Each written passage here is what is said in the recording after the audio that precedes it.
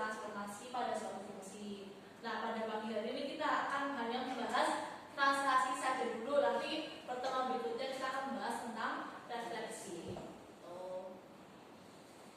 Oke, apa itu transformasi fungsi? Bisa dibaca, Mbak Linda? Transformasi fungsi adalah perubahan posisi dan ukuran suatu. Oke, betul sekali. Nah, dalam transformasi fungsi ini itu ada jenis-jenisnya. Yang pertama tadi ada translasi, refleksi, rotasi, dan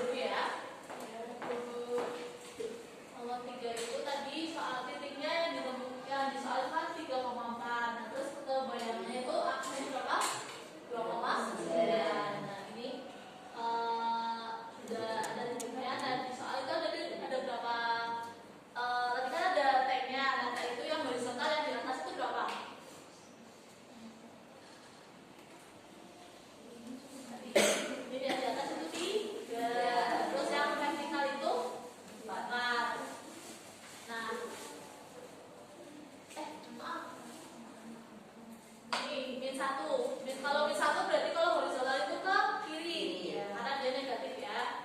Nah, terus kalau ininya vertikal 5 berarti positif ke atas. Tuh.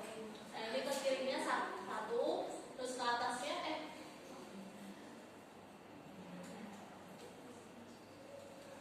sini 1, terus ke atasnya di berapa? 5. 1, 2, 3, 4, 5.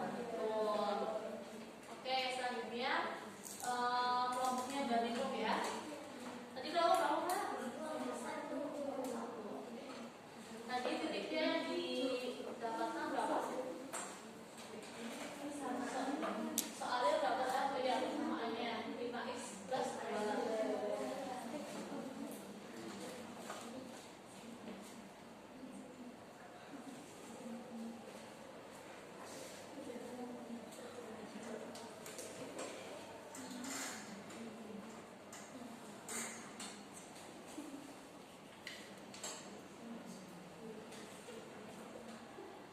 Terus dapat bayangannya berapa?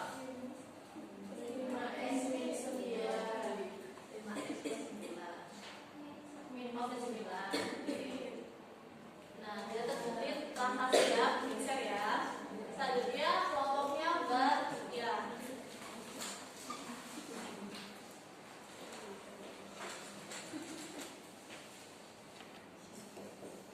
Dia boleh maju.